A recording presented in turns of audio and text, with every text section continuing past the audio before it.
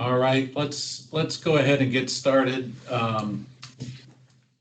Welcome everybody. I am Hunter Mill District Supervisor Walter Alcorn, and I'm joined tonight by Hunter Mill Planning Commissioner John Carter. John and I are here to co-host this town hall, virtual town hall, on the site-specific plan amendments that have been nominated for or in the Hunter Mill District. So mostly this is going to be a listening session, but I did want to give a little bit of background before we dive into it. Several of you, I know just from recognizing your names, attended one or more of the 3 in-person meetings on these SSPAs, which took place earlier this month. We're now at the end of the month, or almost at the end of the month, and one of the things we heard during those in-person meetings, which were managed by Department of Planning and Development staff, one of the things we heard was a desire to have another, at least listening session done virtually for people that would not be able to or were not able to attend in person. And also there were conflicts for some folks, inevitably, for at least one of the 3 evenings. So we may have some folks that that could not attend one of the meetings they wanted to attend, but wanted to make sure they get their 2 cents in.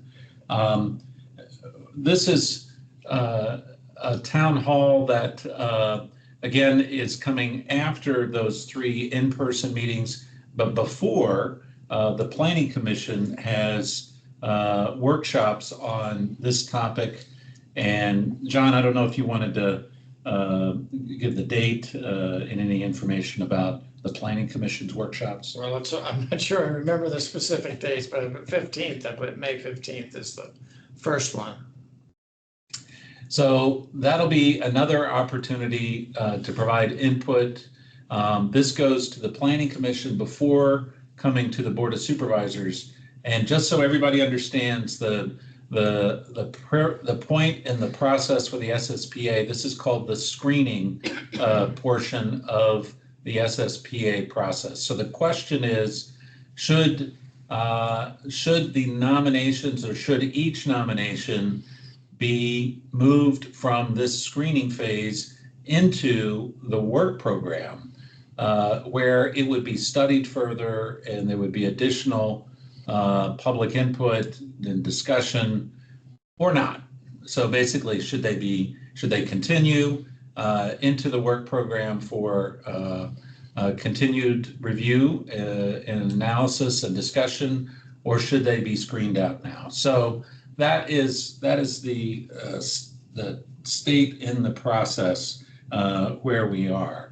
And at this point, I would also ask Mark in my office, who I believe is here, to talk a little bit about how folks can participate and how the logistics for this listening session will work. Hey, good evening, everybody. Thank you, Supervisor. My name is Mark. I'm a staff aide in Supervisor Alcorn's office. Just to quickly go through the sort of run of show for tonight, you may notice that you currently cannot unmute your microphone. That is on purpose. What we're going to do to just sort of make sure that everybody has an opportunity to speak who would like to, when the supervisor opens the floor for questions and comments, you're going to use that hand raise function along the top of your screen, right in the middle, to raise your hand. I'm going to demonstrate. Maybe you can see my hand is raised. And that will create an order in which you will speak. I will then enable your microphone, and you will have to unmute yourself, and then you can make your comment or ask your question. We are asking folks to please keep the comments as brief as possible. Hopefully around a minute is the target. Yeah, thank you all for coming tonight.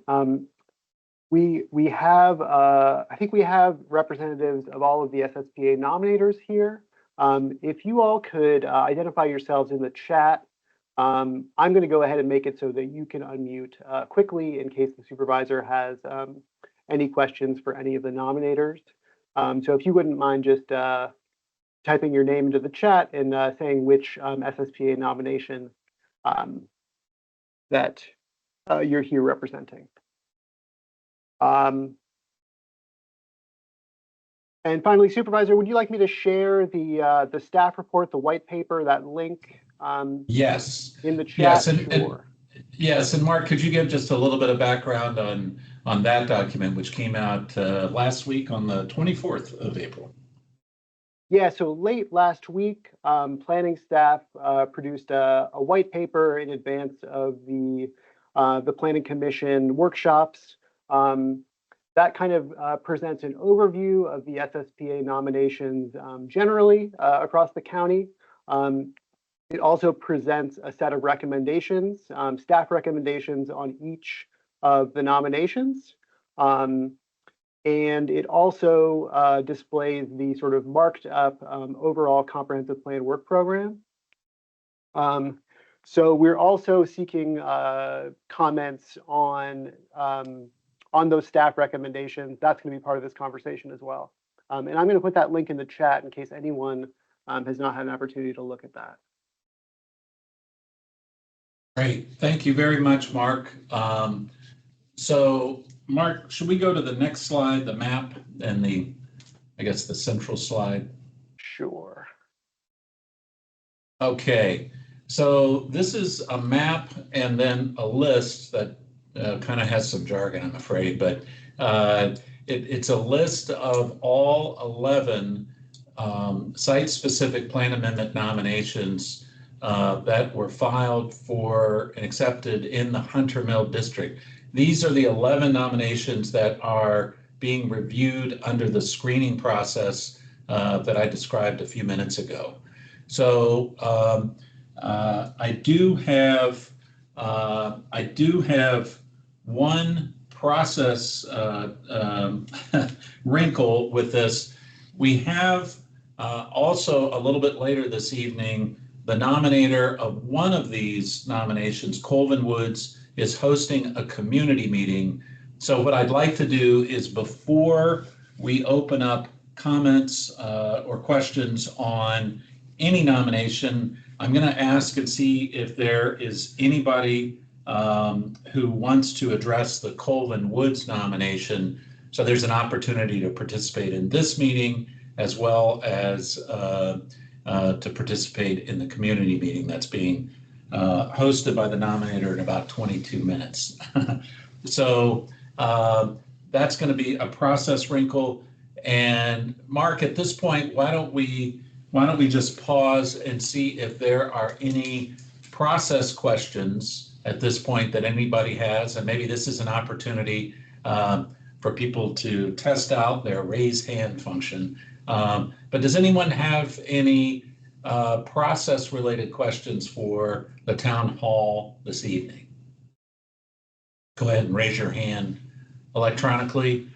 Or Mark, I guess you could raise your hand if you have your video turned on in reality too, but hopefully we would see you. Any questions about process?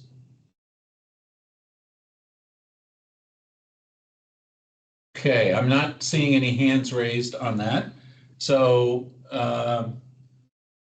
Mark, before we jump in on Colvin Woods, and again, we'll do Colvin Woods and then we'll open it up to all nominations. Mark, is there anything else that I forgot that we should tell folks? No, I'll just say that if anybody's having technical difficulties, this is Teams and that does happen. Please do let us know in the chat. I believe we have Gwen also from the supervisor's office monitoring the chat. So we'll try to figure out, if folks are unable to participate due to technical difficulties. Okay, great.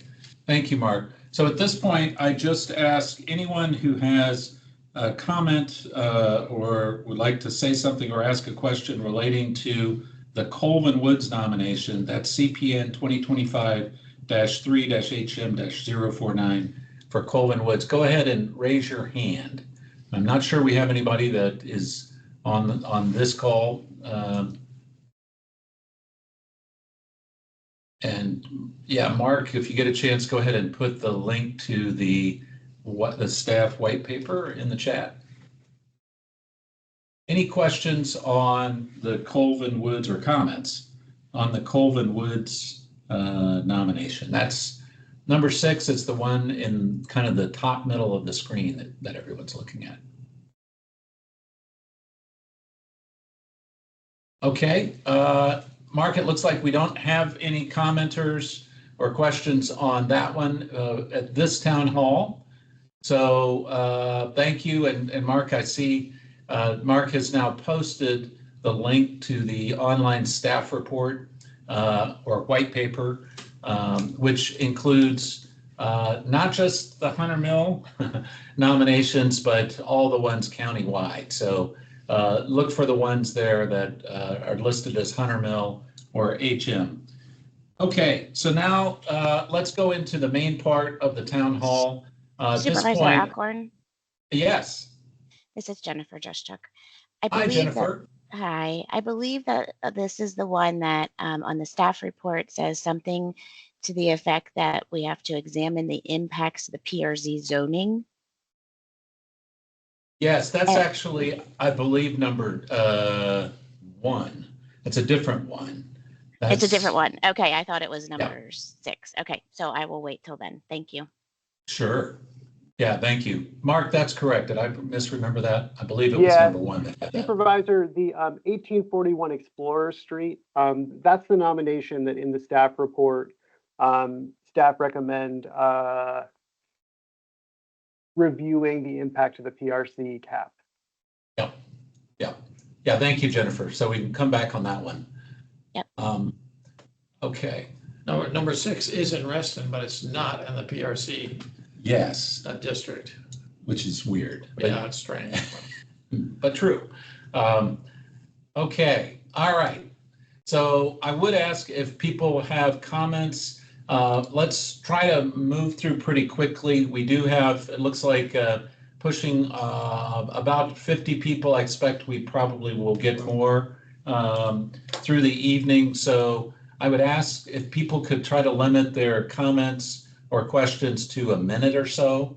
That's not a strict limitation, but just so we can make sure that we get a chance to hear from everybody tonight who wants to speak. So at this point, let's just say, Mark, why don't you, as you see folks that have raised their hands, go ahead and unmute them in order. So anybody who wants to make a comment or a point or raise an issue relating to any of these nominations, please raise your hand electronically if at all possible.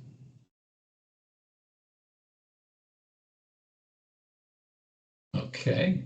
Okay, Michelle, Mark, you can unmute. All right, let me see. Can you hear me okay? Yes. Yes. Hi, Michelle. Hi, thanks so much. I have a little kid in the background, so I apologize if this is noisy. My comments are on numbers 8, 9, 10, and 11. I think those are the ones that are sort of across from where Sunrise Valley Elementary School is. And so this is CPN 2025-3 HM-05033-038 and 043. So my concerns about this particular set of sites is that the increased population density suggested for here is really going to impact a school system that is already burgeoning. Further, the Reston Association or lack of requirement to be part of the Reston Association is something that is quite disappointing, given that they would be coming over to most likely use our facilities in our neighborhoods, which is fine. Like we are one big town. However, based on the plans that were provided, it is unlikely that those communities would be able to contribute to the uh, broader landscape of green space to be used outside. One of the questions that I had is those particular spaces. It sounded like there were concerns about being able to fill the businesses, and I can appreciate that for sure. What I'd like to know is what Fairfax County has done in order to support business growth or revitalization of commerce in the existing buildings, because I think that's something that's going to be critically important to maintain in Reston. Lastly, given that I'm probably at my time limit and I have a little kid, I will say that I've shared some of this information in an email already, but I think one of the other concerns is really just the amount of individuals that would be added to that particular place. All right, I'm being told that it's time for me to go. So thank you. Thank you very much, Michelle, and thank you for multitasking this evening with that. I very much appreciate your engagement on this. I think, and I appreciate your comments. The one question, which is, what is Fairfax County doing to support these commercial businesses, these offices? Fairfax County, the biggest thing that I think we do and have done for many years is through the Economic Development Authority. We have a very active company recruitment and company expansion program that works with companies looking to move or expand in Fairfax County and provides a lot of background information, basically pitches the area and then puts them in touch with folks in the commercial real estate industry to get them additional information and then sort of help support them through that either location or expansion process. That's something we've again in Fairfax County done for a long time, but we have, I guess, consistent with your question, we have had discussions at the board level very recently. As a matter of fact, even earlier today, I spoke with another board member about what we might need to do to ramp some of that activity or related activity up, given some of the challenges that we're seeing to the local economy on the horizon, particularly with what's happening relating to this new administration. So thank you, Michelle, very much. Appreciate that. Thanks so much. That last part is something I think is really important to be considering. Thank you. Yes, appreciate that.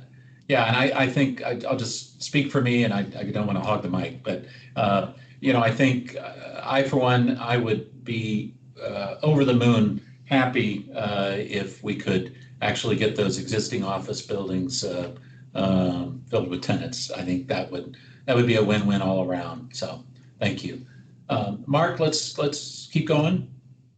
Yeah, Lisa White, you're able to unmute yourself and feel free to make your comment. Hi, my only comment is that I would prefer we not spend a lot of time tonight on the golf course. I don't think there's any surprise. I think Walter knows what we want or don't want.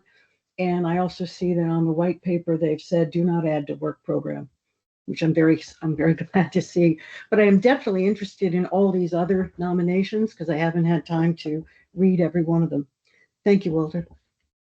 Thank you, Lisa. Appreciate that comment.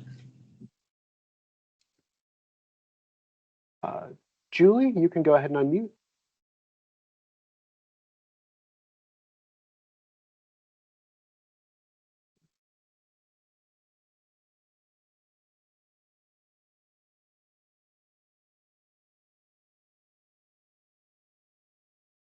Oops. Am I locked up now?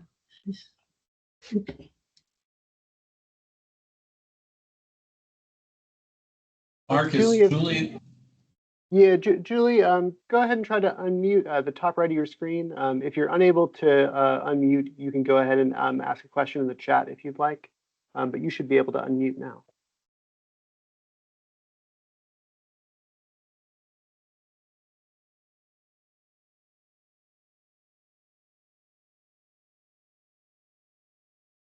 Mark, it sounds like there may be some technical issues there, and I'm not blaming Julie, believe me. I think those of us that work with teams understand sometimes it's some computers gets a little flaky.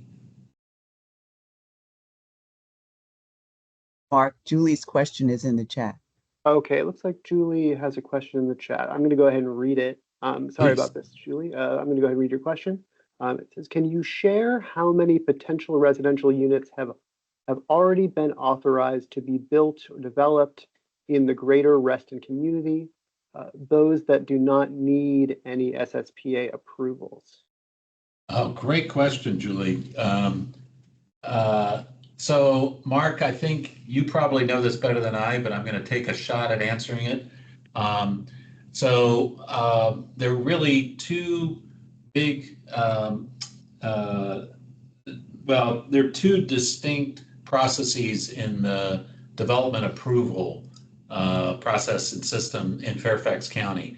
The one that we're focused on here today is possible changes to the comprehensive plan, and separate, but typically subsequently in the process, is a rezoning. So for the comprehensive plan, Mark, correct me if you have better data, but I believe we have somewhere around 25,000 additional residential units currently in the comprehensive plan, but not yet built. And I've got a little better confidence in this next number that I'm going to say, which is, because Mark, I know you and the Department of Planning and Development staff looked at this. I believe we have about 11,000 units that have been approved through the zoning process, the subsequent process to the comprehensive plan, but not yet built. We have, I'm guessing, probably a few hundred units under construction right now in the Reston area. But yeah, we have about 11,000 units that have been zoned but not built. Mark, did I get that right? Yeah, that's correct. Okay. Thank you, Julie.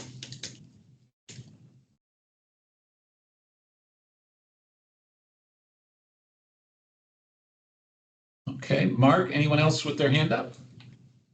Julie has a follow-up question. How many might be considered affordable? Typically, the fraction of affordable units in Reston, we're looking at about 12% is the expectation. That can vary a little bit depending upon the level of density for the project, but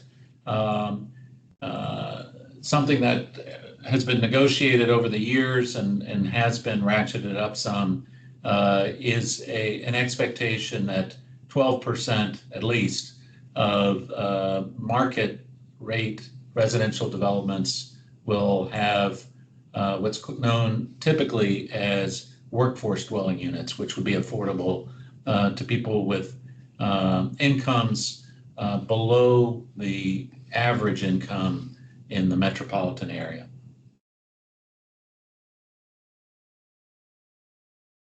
Okay.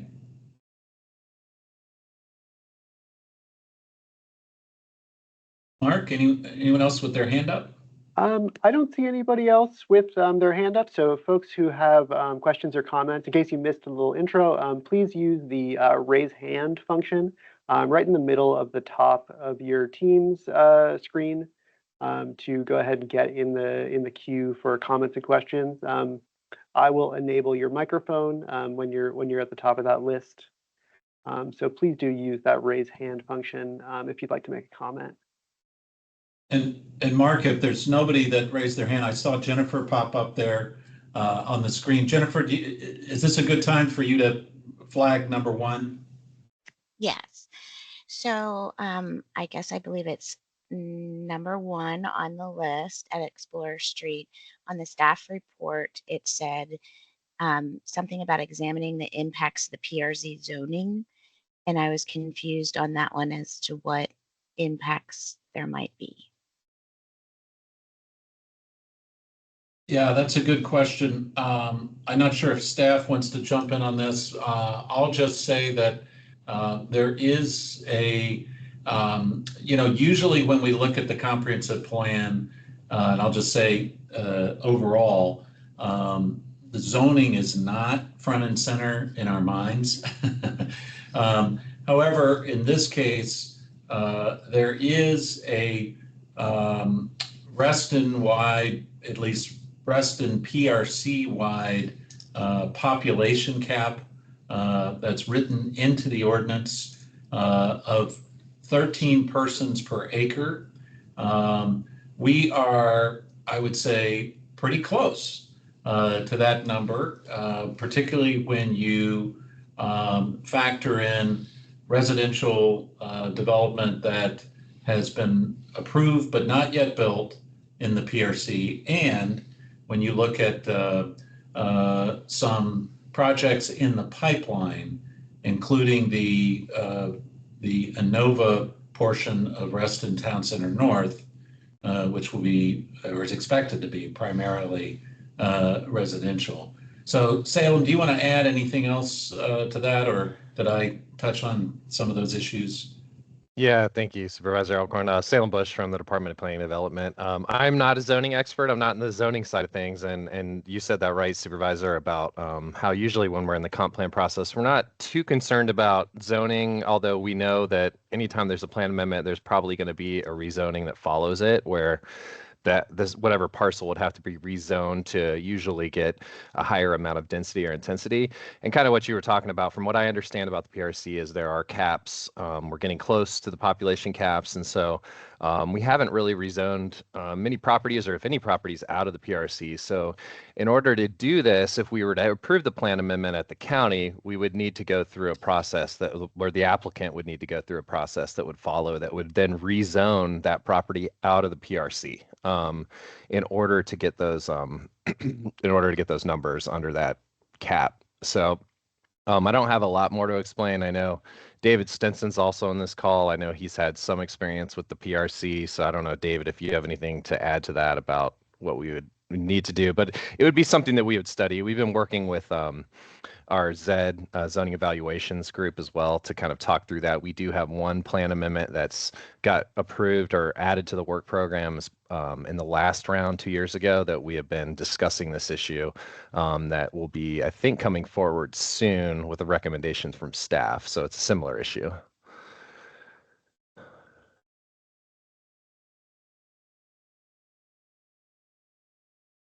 Great. David, did you have anything to add? I think Salem and Supervisor Alcorn, you captured it well in your explanation. Okay. Jennifer, does that make sense? Yeah, obviously those of us in Reston are pretty familiar with the 13-person cap, and being on the comp plan task force, I actually thought that we studied this pretty well in the land use chapter, and I didn't think that when we were working with Commissioner Carter that we were actually that close. Because this is only 350 units. And we had reduced a little bit of the density, I thought, in the PRC out of the comp plan. So I really didn't think that we were that close to, but if anyone in the county has an idea of what that count would be, we kind of manually tried to go through it ourselves, and I didn't think we were that close. But it's good to know that it's a density cap issue on that parcel that you're worried about. The other question that I have is so we have these 2022, 2023 TSA ones that were approved to the work plan. We now have another set for 2025. And I see that the recommendation is to do a Reston study. But on the work plan says the wording on the work plan is different than the last round of wording on the work plan.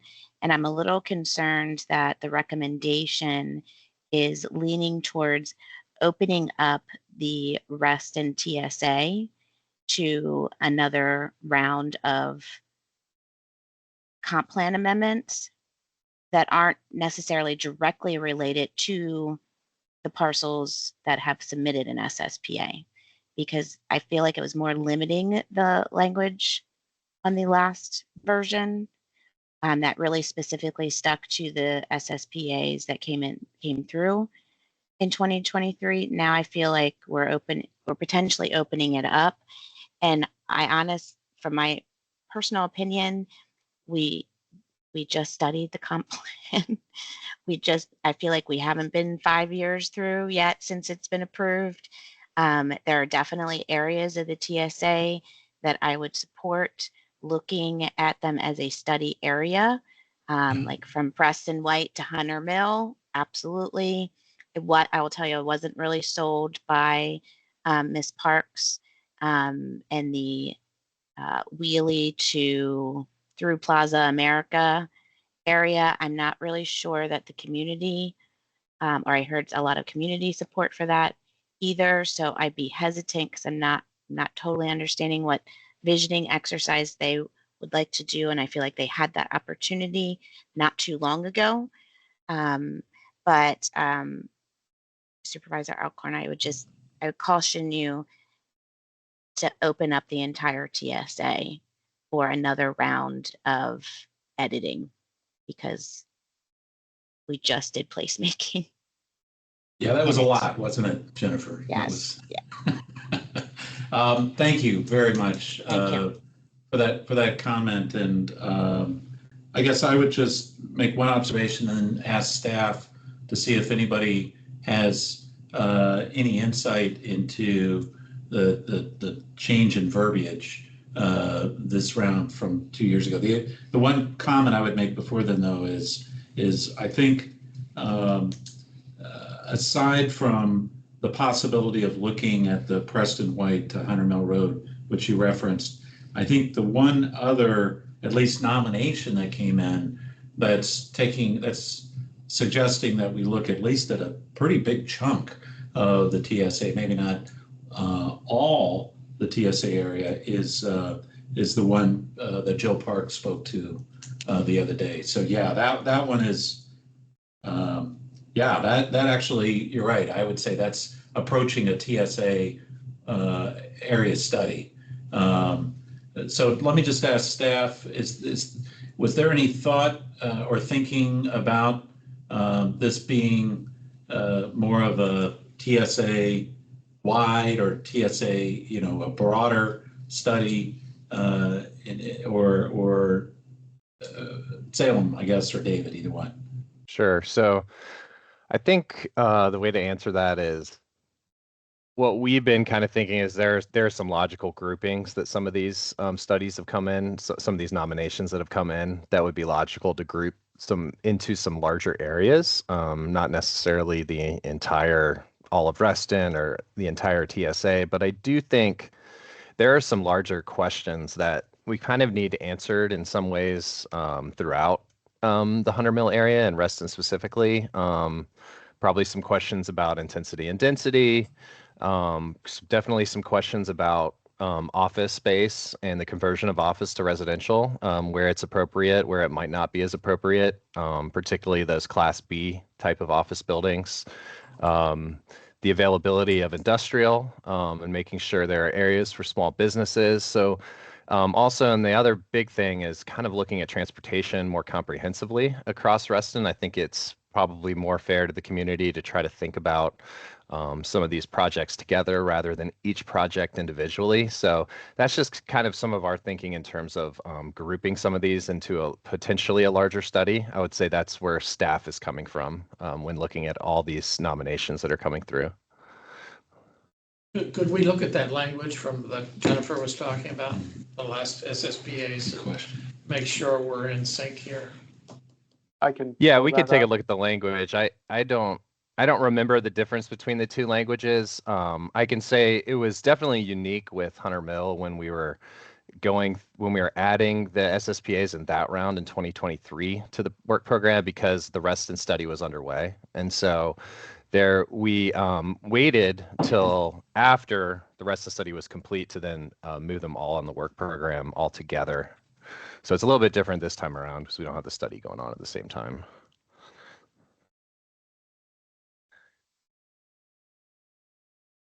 Mark, is that the language? Yeah, is the revised the markup for the revised work program, is that up on the screen? Is that displaying? Yes. Yeah, and I think as Jennifer mentioned, the existing work program item lists the 2022-23 nominations. And right, the sort of proposed wording of the work program item says including but not limited to the 2022-23 and the 2025 SSPA process.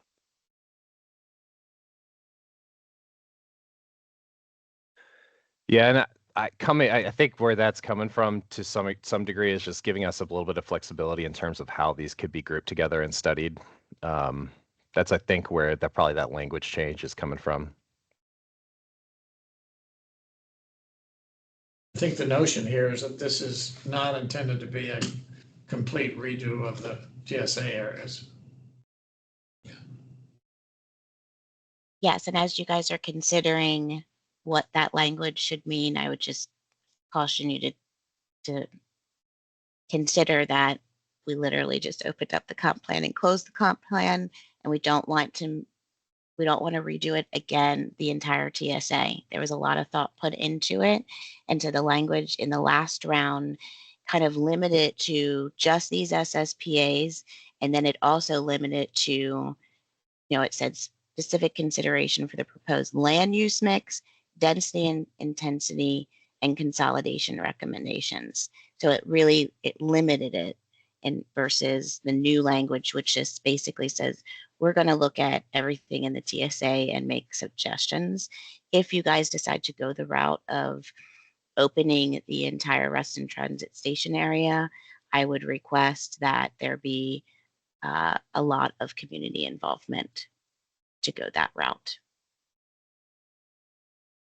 Thank you, Jennifer. Thank you. That's all I had. Thank you. Should we move on to Michelle Kimmel? Michelle, you can unmute. Thanks. Can everyone hear me? Yes. Okay. Hi, everyone. Hi, Supervisor Alcorn and Commissioner Carter. Thank you guys so very much for hosting this and creating an opportunity for folks who couldn't attend. I'd like to piggyback a little bit off of Jen's comment and just ask if the staff could explain, when we see something like this Reston study, what is your intended process and how do you envision this moving forward? And at what stages does the community have involvement, or is this largely a staff-run effort?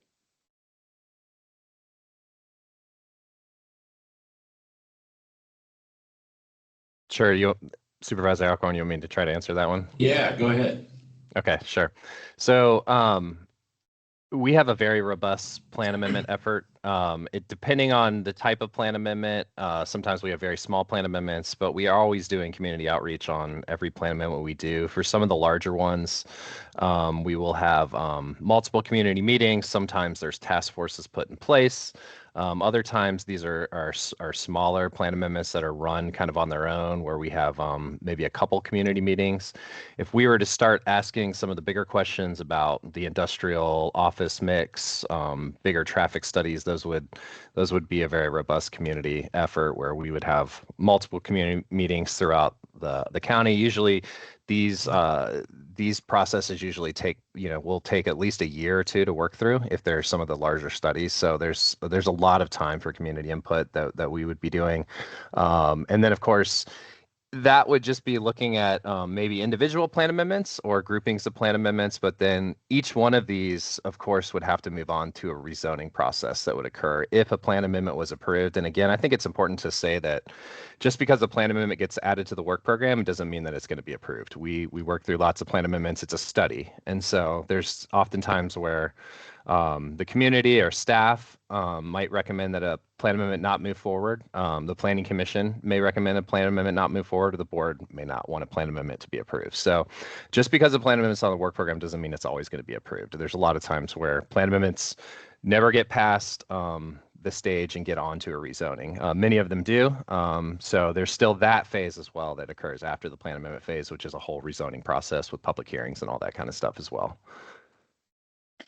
But unlike the effort that we just went through that was largely driven by a task force of community members, this is driven by staff, and we'll find out later when and if Yeah. the community participates. Is that correct? Yeah, I would say that's accurate. I mean, we still have a lot, I think, to think through about how this will work. And so I think there'll be more meetings to come with the community. We'll be working closely with the supervisor's office and Commissioner Carter and Mark, who's on the call, to try to determine what the best steps would be in terms of what we would study, what we would look at, also how we would conduct community meetings, where we would go, how many communities there would be, the different phases. I mean, it's a very robust process. So this is just the very beginning of screening, trying to think about how we would get things on a work program. And then the next phase would be really trying to figure out like creating a timeline and a schedule that would work with the supervisor's office and the community. And I can understand that. I think I hope you can also understand there's some apprehension of some in the community who have been involved in issues before where the community voice was largely absent. And so I think, when you're asking to put this on a work plan and to study, when we don't really know what that study is going to look like, it's hard as a community member to say, yes, this is a good idea, because we could end up in a situation again, where the community doesn't get engaged or involved until the end when it's already done. And as far as the fact that a rezoning would also have to occur, the real issue is at play is that what are you doing to the comprehensive plan? So I don't think saying that the rezoning would be a community involvement really carries much weight here. So I think I just would have some issue with something as big as this moving forward without more clear guidelines on how the community will be engaged and involved, and not just broad strokes. We like to do things certain ways sometimes. So I don't know. I don't know how you could in the time being, better outline that. But I think that might put some people better at ease if we had an idea of exactly how much engagement there will be and at what points. Yeah, Michelle, let me just jump in on this. I think, and we haven't really talked much about this yet, but the staff recommendations talk about the work program process where there are different tiers. So, tier one is, there we go. So these are the staff recommendations in the white paper.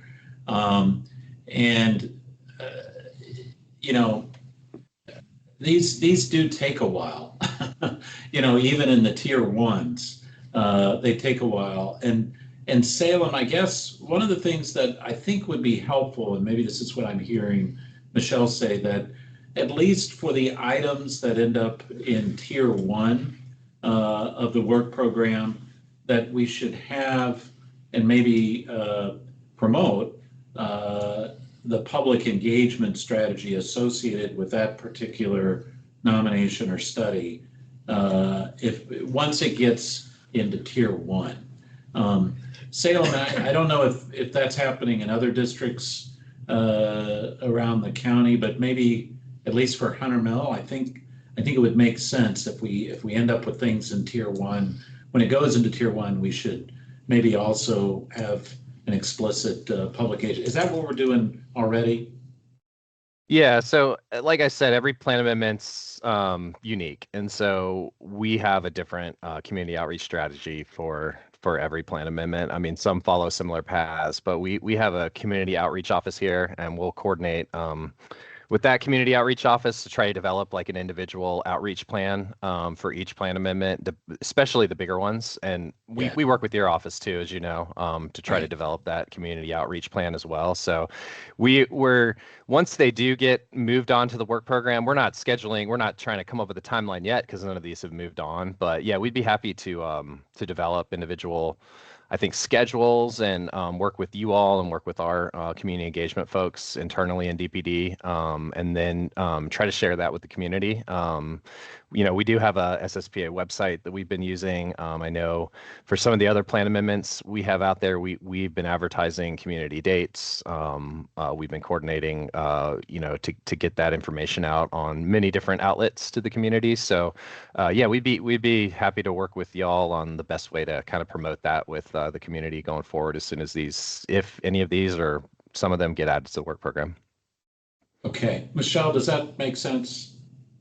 It does. I mean, I think though that, there's a difference between sitting in a room and listening to what you're going to do and truly being involved. And so I do think that I would have concern. I would share Jen's concern that, that this is going to turn into a small, another version of a comp plan rewrite as a whole. And the community will not have a seat at the table, will be in the audience. So that's what I would just still be worried about. But all I can say is that's a big concern. Okay. So maybe I can ask about a specific one, if that's okay. Sure, go ahead. Okay. My other question is on the rest and row properties, the Comstock submission.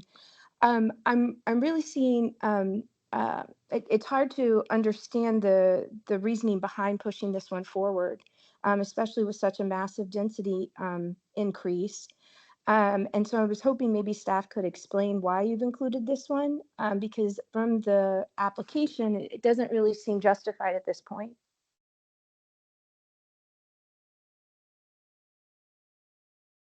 Hi, it's Jill. I represent the nominator. I can speak to it, but I know you asked staff too, so I defer to staff if they Yeah, if want. you don't mind. Yeah, Sure. thanks. If I don't mind Thanks, speaking to it Jill. or deferring. Jill, go ahead. Speak. Good. Well, Michelle. I'd Jill, like to hear staff's opinion, but Jill, if you want to add yours too, that's fine. But I'm really interested in why staff included it on the white paper. Yeah. Okay. So, staff, do you want to go first, or do you want Jill to go first? Sure. I think with this nomination, there is some more information I think that we would like to know about, but I think that's something that we could consider at the time of a study. I mean, there are a lot of parcels that are not included on this, but there is enough here, I think, to justify looking into it a little bit further and potentially having a study. And that's kind of why we're here, is to potentially look at plan amendments. Doesn't necessarily mean they'll move forward, but from our point of view, it's a nomination that's out there that could have some good ideas to it. But, I think it's something, with the study, we're obviously looking for a lot more information from the applicants. And I can let Jill kind of talk about why, from their point of view, they think it's a good idea. Happy to do that. Yeah, Jill, go ahead. Yeah, sure, absolutely. And thanks for the question. I think, there was a lot of actual excitement with our sort of bringing this nomination up, because it is a significant amount of area, but I don't think that it's substantial enough to be like a smaller study or, a master plan study of any kind, but it's a significant enough an area and a focused enough effort that we can fill in some of the pieces that haven't been developed yet and kind of look at how it all ties in as a neighborhood. And when we do that, we can really look at accommodating some real amenities and transportation facilities for the community.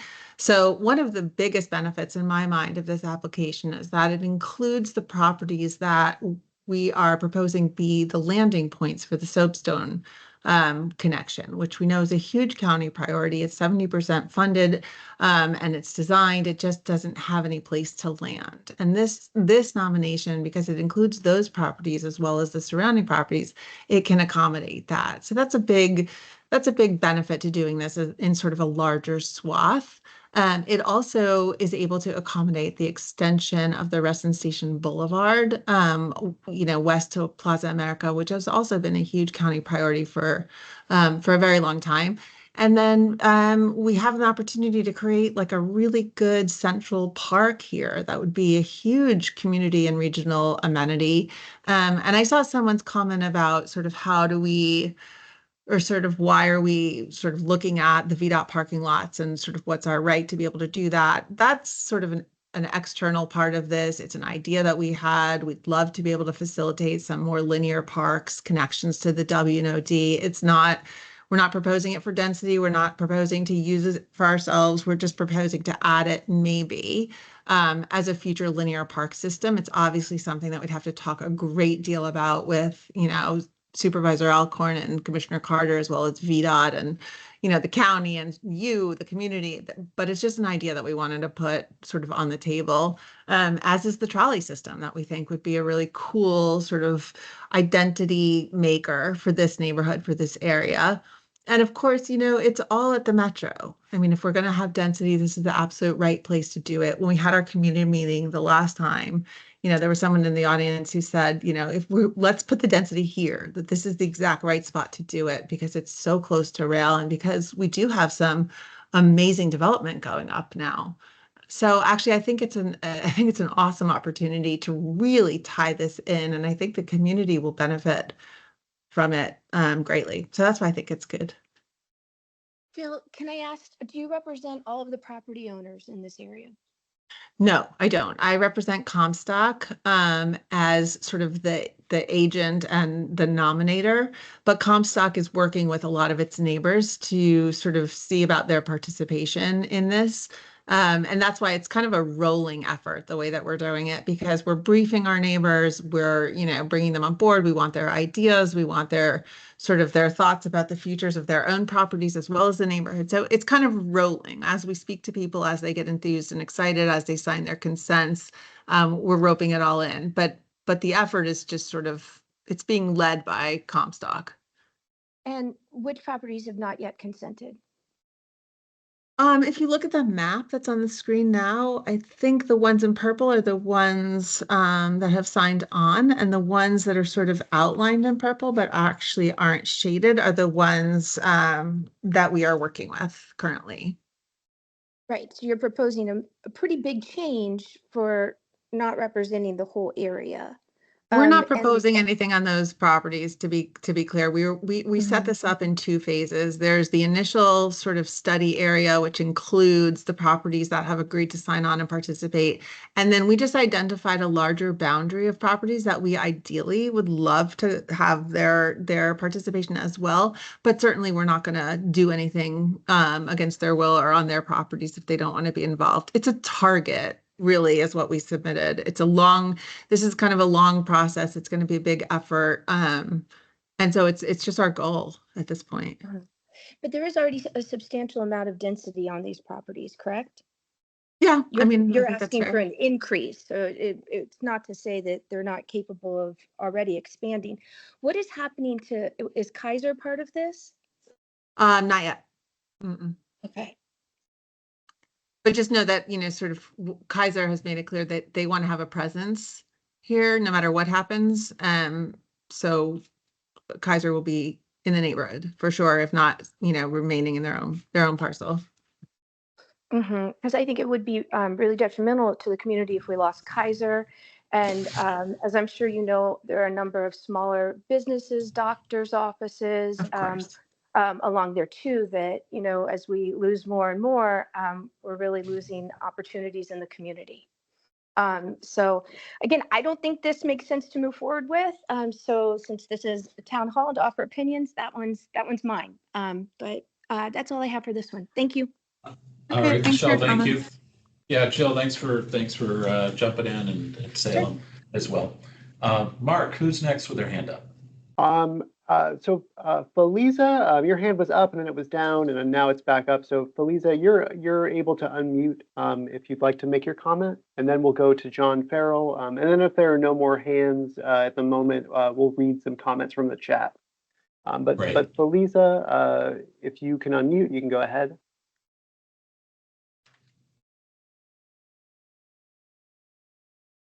Can you hear me now? Can you hear me now? We can hear Yes, you. hi, Felisa. Yes. Okay, I have a process question. Are these,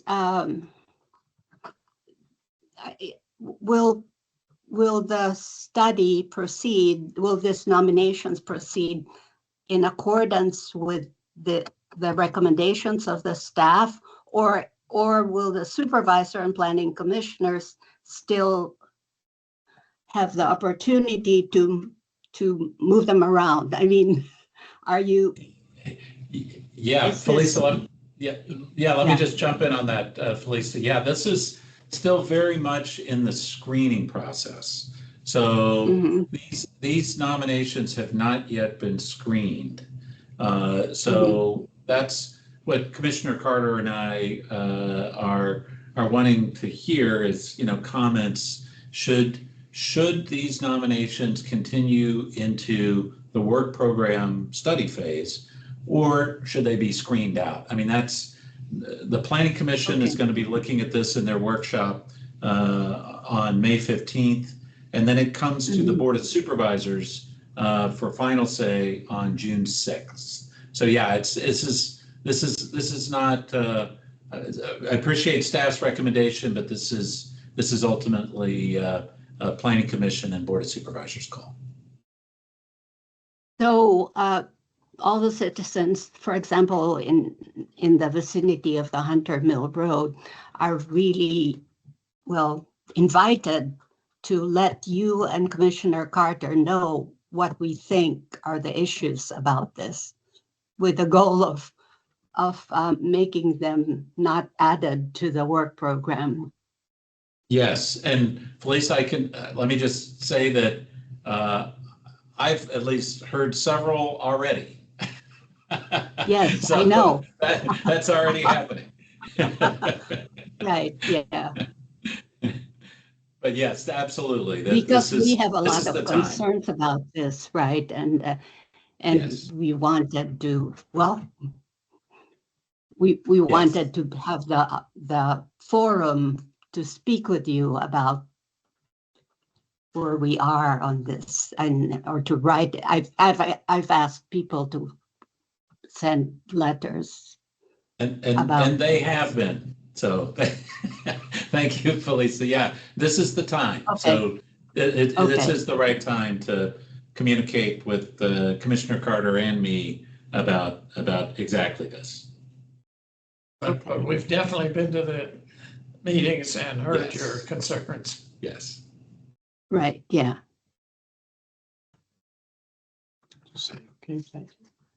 Thank you. Thank you, Felicia.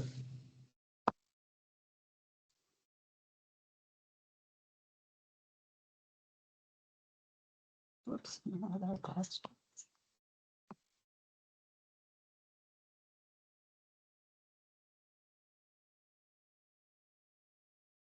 Mark, anyone else? And you're on mute, Mark. Sorry about that. Unmute John yourself. Farrell, you're next. You can go ahead and unmute yourself. Hello, John. Welcome.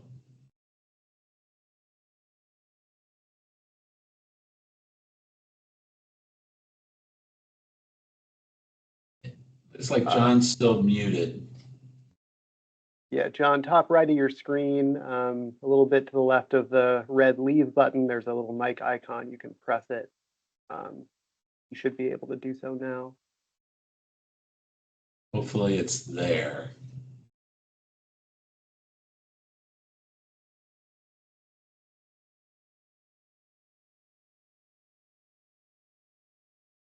Not hearing you, John.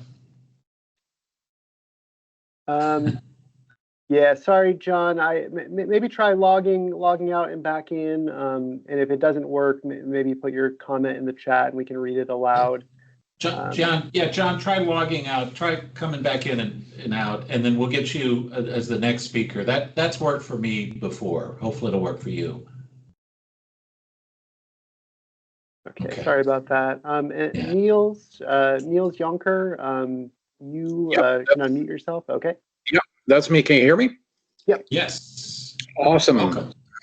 Yeah, you as well. And I wanted to say a thank you for G&G Development, who's on the call as well. I know that both Mike and Tim are here tonight. Subsequent to the in-person meeting where we expressed some concerns with the realignment of Sunset Hills Road, or the lack thereof in their SSPA nomination, and I'm talking about number 7 here, the Hunter Mill one.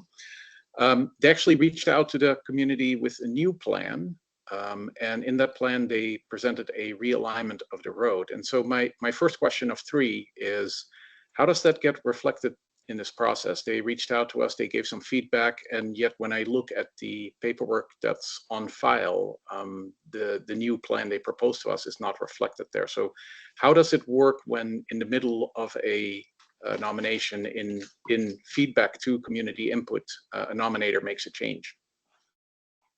Boy, that is a great question, Niels. Salem, do you or David, either one, is there an opportunity to update it, or it's whatever the nominator nominated? Is that what's on the website? Yeah, so we have the screening phase, and this is how I understand it. I'm not in charge of the SSPA process, but when the nominator submits, we have a deadline for nominations and materials to get to us, so that's fair and even for everybody who's submitting. And so kind of what we get at that deadline is what we're evaluating and reviewing. We do learn new information at community meetings. Sometimes we're the first to hear of that information as well. From what I understand from staff, I haven't seen any new drawings or images or plans that this particular applicant has shown to us yet. So it's kind of like what we've seen for the screening phase is what we're evaluating and basing our recommendation on. I know Mike and Tim are on the meeting as well. Mike or Tim, can either one of you, since you're here, represent to the commission what you discussed with us last Friday? Thank you, Niels. I appreciate it. Yeah, thank you very much, Niels, for bringing this up and dealing with it. Yes, we didn't know how to update the SSPA nomination. It doesn't allow us to do that through the system, through Plus system, so we couldn't do that. We did send notes both to Mark Fosberg and the supervisor, as well as Niels, that we had made some changes, and we recognized and that the tier 3 analysis was focused on how to address the issue of transportation in there in the first place. So we have started that process, and of course we would like to work to a solution set that would solve things for the community. So if we're given an opportunity or figure out how we can update it for staff to do the evaluation, we would be happy to proceed.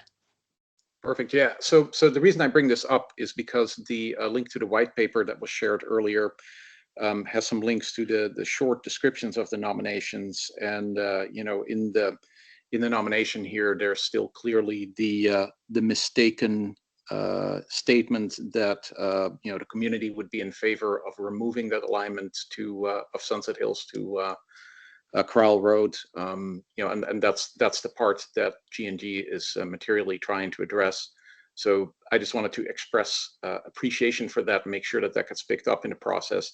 In addition to that, the concern that we expressed in the in-person meeting about the increase in density, that concern is still not being dealt with, obviously, and so despite moving closer to the ballpark, still from my perspective, this is far from a home run. But having said that, I appreciate the movement there is on the Sunset Hills Road realignment, and again, I appreciate G&G reaching out to the community and actually working with us. So that was my comment for tonight.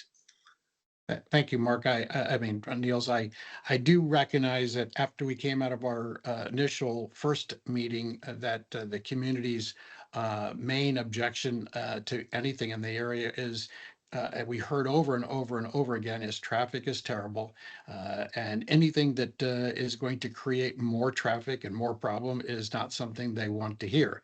So, and the second part we heard was that that there was a significant amount of effort put forth to come up with a realigned Sunset Hills Road, and that despite maybe the previous hearings, sense that we got from the community that maybe it wasn't as desirable as before. I think that was maybe tied to a huge uptick in density up to 350 plus units. So we tried to figure out a way to put that back in to address the transportation issue and for making a project that ultimately would end up with resolving some traffic as opposed to adding to the traffic. But our goal is to work with the community closely over the next number of months to see if we can bring the community and us closer together. And we're trying very hard to solve a very old problem. And we think we at least have the interest of the community to find a solution, and we're willing to work to that end.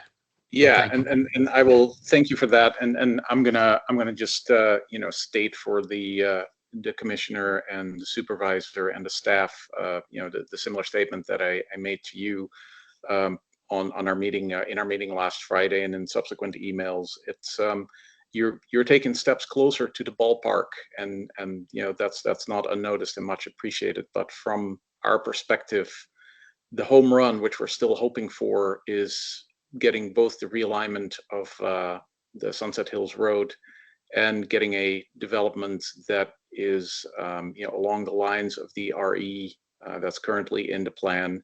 I understand that presents an economic challenge for you, but at the same time, for us, the long-term residents in the area, it matters to us to preserve some of the low density, some of the intended green buffer between here and Tyson's Corner. And as I said to you as well, there's now a possibility of a very high density development going in Lake Fairfax Park on the other side of us, Lake Fairfax Business Park on the other side of us. So, we as the long-term residents here hope that we're not asked to give on all sides. There's got to be, hopefully at some point, some recognition for the comprehensive plan and the promise that we were made when we moved in here 25 years ago and 40 years ago. So thank you. I know I've exceeded my minute, and I appreciate the opportunity to speak to you all again. Thank you, Niels. John, you want to add anything to that? And Tim as well. Thank you for jumping in. Let's keep moving. Mark, did Mr. Farrell get back on? I don't. Supervisor Alcorn, I came in by phone. There we go. We hear you, John. Sure, thanks. Yes, please. I think it's Michelle Dyer who spoke first tonight, talking about having new residences join RA, my favorite hobby horse. And I just wanted to assure Ms. Dyer that language is already in the comprehensive plan, that new housing in the TSA should join either RA or RTCA. And so hopefully that gives her some comfort. And we look forward to all developers in the TSA joining RA for exactly the reasons that she stated. In looking at the recommendations on the tier 1, it makes sense, having been on the planning commission back when I had red hair, it makes sense to consolidate 8, 9, 10, and 11 into one study. That perfectly makes sense because you're talking about a consolidated area. And the staff recommendation is expand the scope to include land between Hunter Mill Road and the WNOD Trail. Well, that covers 8, 9, 10, 11, and some properties in between where there is no nomination. But when you add to the tier 1, what designated on the plan as number 3, and you put that in tier 1, well, now we're doing a zoning, a comp plan amendment all over again. And what some people may have perceived as excitement is coming across to me in phone calls I'm receiving as uncertainty, distress, and upheaval. I mean, we did a comprehensive plan in 2017. We did it again in 2023. Taking an area, a resident-wide further study that picks up areas beyond 8, 9, 10, 11, and incorporates areas all the way over to Plaza America, feels to most of the people I'm talking to like we're revisiting the decisions made in 2017 and 2023. And I know the statute says we're supposed to look at the comprehensive plan once every 5 years, but the reality is our policy plan was last looked at in 1989. So we haven't felt the need to put a community through that kind of distress and upheaval 3 times in 8 years anywhere else in the county that I'm aware of. And I would encourage Mr. Carter and Commissioner Carter and Supervisor Alcorn, I don't know how much more this community can take in regards to these kind of applications. We're nearing the breaking point on this. And we need to let the decisions that were made in 2017 and 2023 percolate and settle down and see how the market is reacting.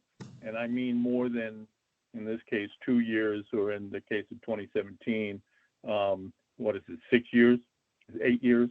8, yeah. Most comprehensive plans last for 20 years, and we don't go back and rewrite them every 3 and 8 years. So I just would, I understand 8, 9, 10, 11, putting them together makes sense. But going beyond that, I just think it's stressing out this community. I know it's stressing out this community. And quite honestly, I think the folks who live here and the folks who work here are tired of this constant upheaval. Great. John, thank you for your comment, and apologies for the technical challenges, but you overcame them spectacularly. So thank you. No Thank need you, for any John. apologies. Talk to you later. Thank you. Mark, who else? Supervisor, we have a couple hands, and we also have a few questions and comments in the chat. Do you want to do the chat? Yeah, I'll just read off a few. Let me find them here. And some of these might be sort of questions for you, Supervisor, or for staff. So Christian Chambers asks, how many residential units does the county need compared to how many are planned versus how many are approved? I know we already spoke to how many are planned and approved, but I'm not sure if that need, how that need is quantified, is something we should address. Yeah, I don't think, you know, it's an interesting question. I think there certainly have been studies by others, including the Metropolitan Washington Council of Governments, on how many new housing units are needed. I think we all hear references to that in local media pretty regularly. I don't know, and I may have just missed this, I don't believe Fairfax County has adopted a specific goal of additional housing units. I do know, particularly in discussions with staff, that there is an acknowledgement of the need for more residential across Fairfax County, or at least in areas that are planned for additional residential. I think there is, at least among staff and many planning professionals, that consensus, but I'm not aware of anything quite that granular. If staff or anyone, Mark, you or Commissioner Carter, know any differently, feel free to say so. I don't know anything differently, but the rest of that story is what comes along with the additional housing. Schools, parks, roads, other facilities. So we might be able to do a conglomeration of all of these. How many housing units are being added?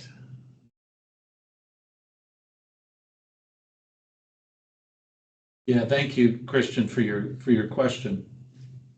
And we have a couple of questions about the traffic studies, essentially a couple of very similar questions. So I'll just summarize.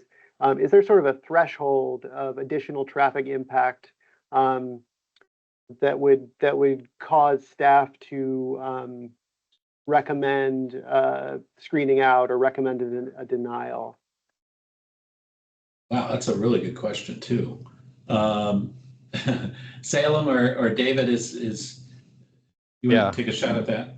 Sure. FCDOT, our Fairfax County Department of Transportation folks, I don't think are here, but I would say the answer to that is not exactly. I mean, every single plan amendment we work on, and then eventually when we're working on the rezonings too, we require traffic studies to evaluate projects. Now, it depends on the plan amendment. So some comprehensive plans, like I know in some of these cases, we have some office uses that are asking to be turned over to residential. And in many cases, if they're approved office uses, their PM and AM traffic counts are actually higher than what the residential may go in. And so in some cases, we may not require a traffic study. In cases where we know there's a lot of residential development coming in and office and commercial development coming in, in most plan amendments and most rezonings, there's what we call a traffic impact analysis. And so that's going to tell us the impacts that the new densities and new number of units that are coming in is going to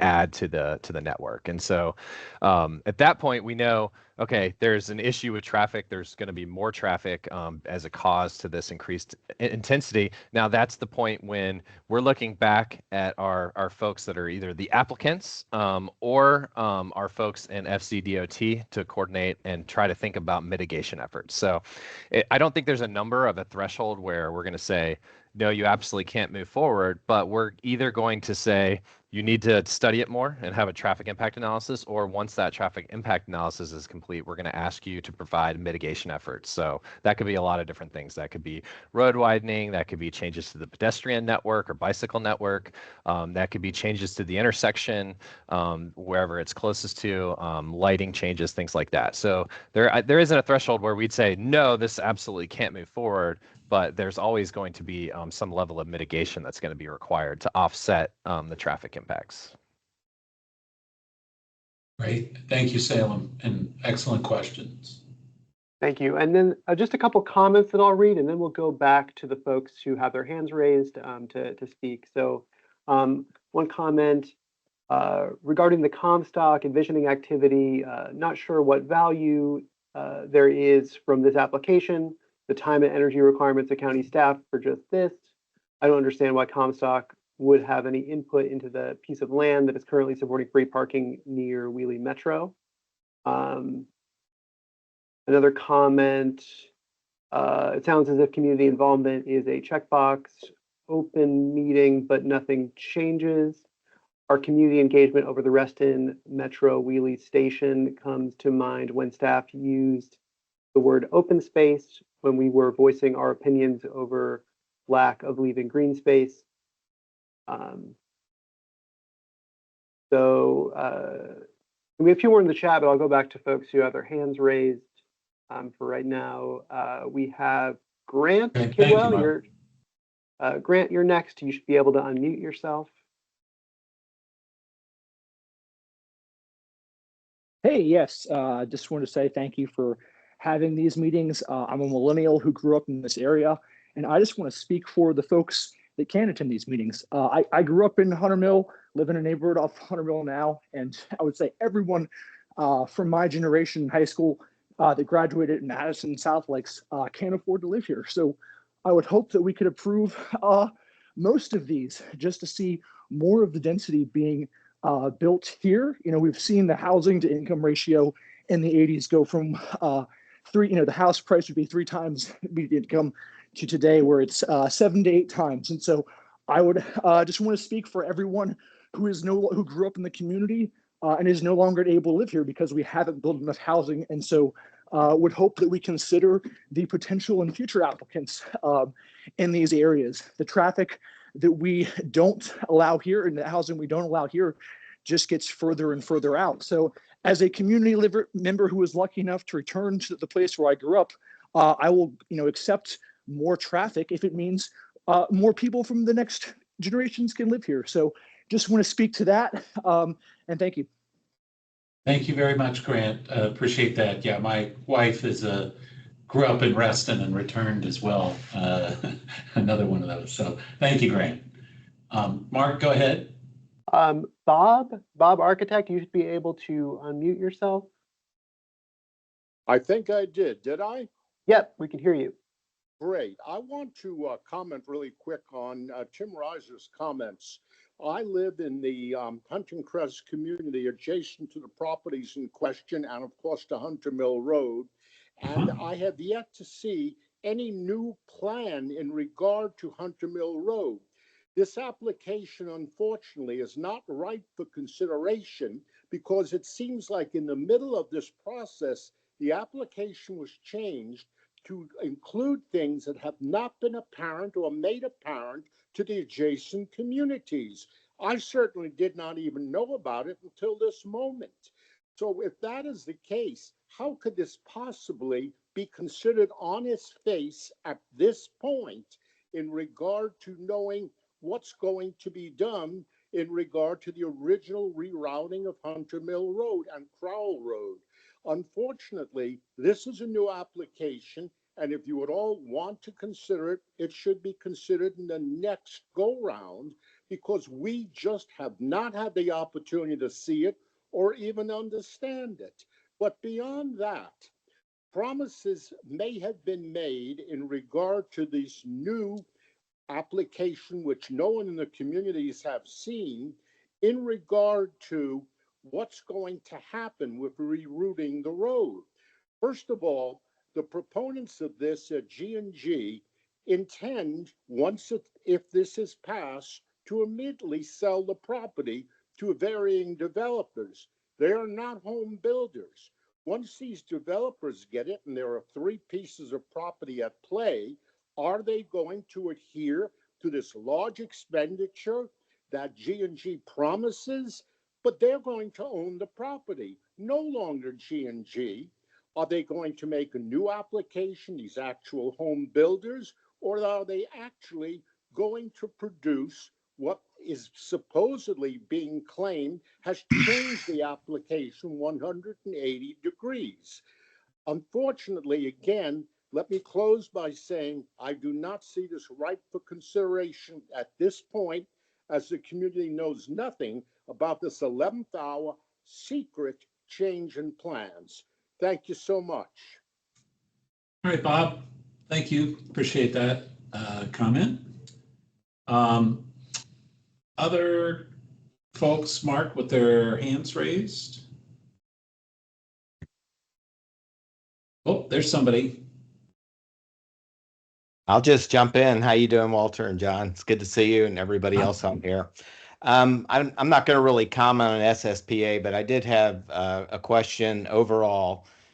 As you're approving these new building and density and everything else, how much unfunded liability have we taken on as a county? Because every time I go into elections, we're looking at bigger and bigger bond issues to cover things that aren't paid for. And so I'm curious, with the infrastructure is really a big concern, and affordability, because millage rates, fees, taxes, other things are the only way we're going to begin to pay for that stuff, and people need cost of living increases and everything else throughout the county working. So that's my first question. And I just wanted to share some feedback that I got from the school meeting that was kind of being said in the meeting and after. So I'll pause there, please. Yeah, I'll just jump in. Many moons ago, when I served on the Planning Commission, one of the things we worked on was the residential development criteria. And that was the time when Fairfax County decided to start accepting cash proffers to help offset the public facility impacts of new residential development in any case. And frankly, the cash proffer system was set up after Chesterfield County won a court case in the Virginia Supreme Court back in the mid-90s, I believe. And they had not set their offsets at 100% of the public facility costs. It was closer to 50% of the public facility cost. And that, out of an abundance of caution, frankly, was continued when Fairfax County developed that system. So that's just a little bit of background, and your point is well taken about public facility costs associated with particularly new residential development. All right, thank you. Part two, I just wanted to share because I had a lot of after meeting feedback and discussion, but there were some points as some of the staff were briefing that people began questioning, how do you evaluate against one criteria? You know, there's some kind of philosophy or standards. Everything sounded very subjective.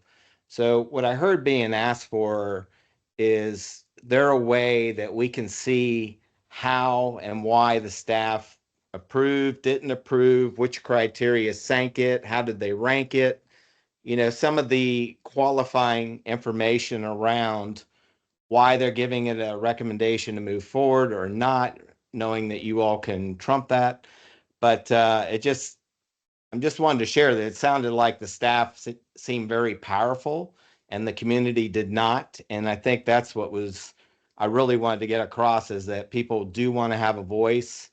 And once it goes into the staff, it's kind of like a black box process, and then it outputs. And we heard a couple comments tonight around that.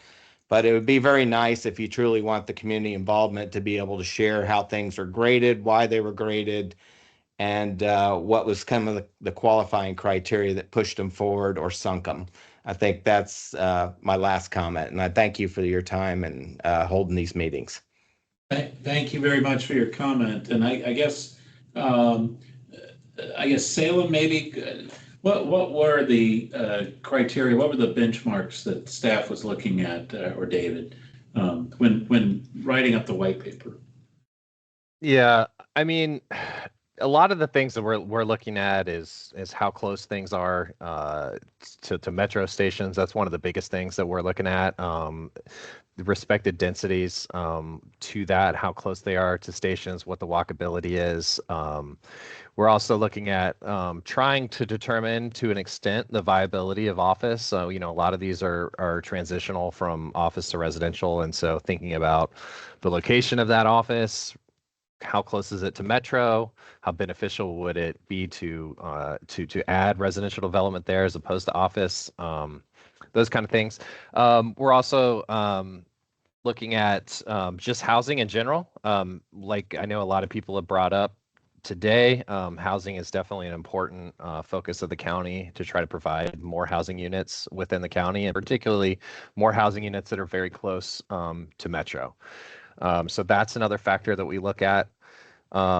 A lot of the factors you can, if you look through the white paper, you will see our one-page staff summaries on each one, and you can kind of go in and David was really the primary author of a lot of those one-page summaries, and they get into some of the details about some of the considerations that we're making with regards to what the comp plan is currently saying for that site, what the nominator is proposing, what would that change mean, and then also some of the other considerations that we have. And so when we're looking at these at the screening phase, it's very high level considerations. We're not getting into a lot of detail, a lot of critical analysis at this point. That critical analysis is going to come at the next phase if they are added to the work program.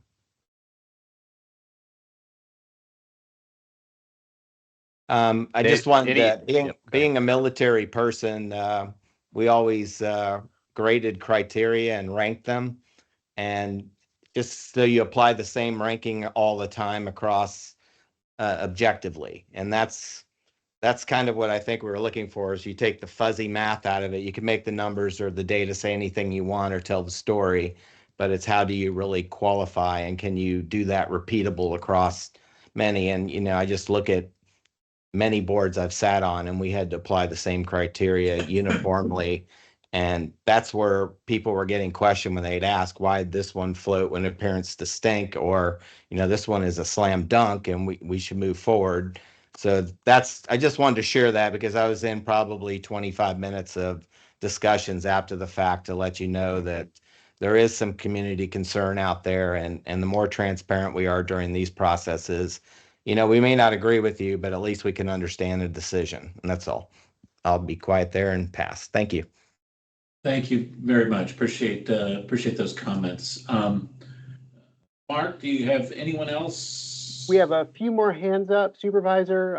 We have Felisa has a hand raised again. After Felisa, we have Rob Whitfield and we have Hunter Grollman. Okay. Felisa, we'll let you come back, but let's try to get everybody else in who hasn't spoken yet. But yeah, go ahead, Felisa. Oh, this is Jim Kepler. Sorry, got it. Not Felisa. Masquerading as Felisa tonight. Understood. I just wanted to also reinforce the idea that the number of master plan or comprehensive plan changes that we're looking at, the frequency and the impact on our community has been really excessive over the last 40 years that we've lived here. I'm guessing, but I would say we've probably been involved in comprehensive plan changes 15 to 20 times in the 40 years, and each one seems to last for 2 years. And it's been very stressful on the community.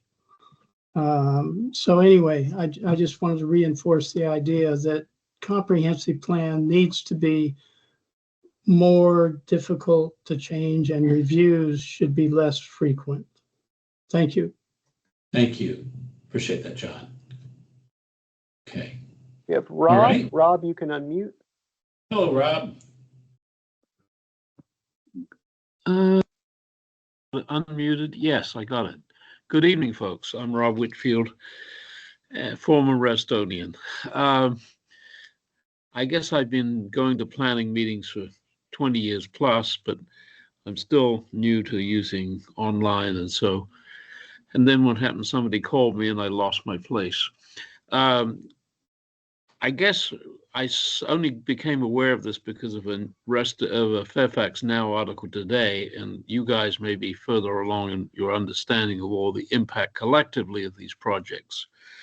But I noticed from looking at the map that most of this planned SSPA amendments, together with the one that's previously being considered for Lake Fairfax Business Park, impact the eastern end of Reston, where, of course, the was it Kroll Road, the modification of the Hunter Mill Road? No, excuse me, Sunset Hills Road, east of the post office.